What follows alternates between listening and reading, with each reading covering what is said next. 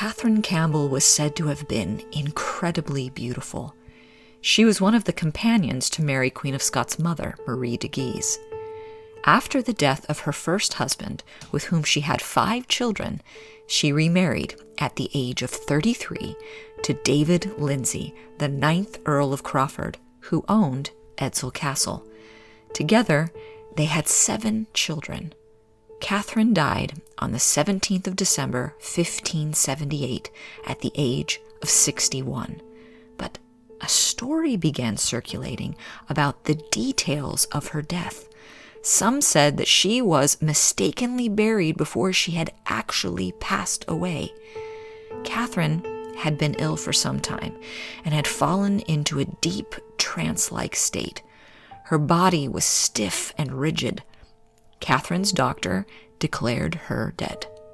Her family was devastated and began making funeral arrangements. Katherine's body was prepared and she was dressed and put into her coffin with some of her finest jewelry. She was eventually laid to rest in the family vault.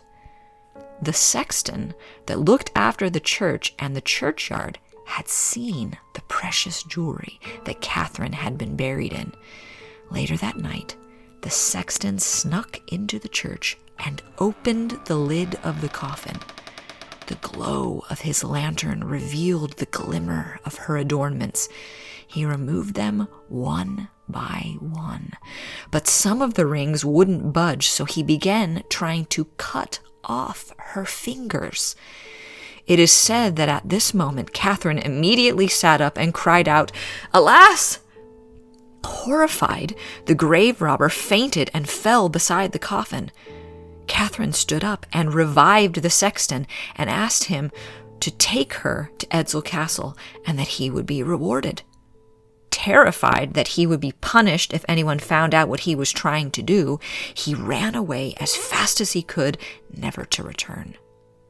Katherine, in her white burial clothes in the dead of night, walked to the castle alone.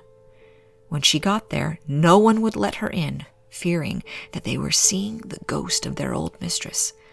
The next morning, Katherine was discovered outside, having succumbed to exhaustion and the elements. It is said that a woman in white can still be seen walking the grounds of Edzell Castle.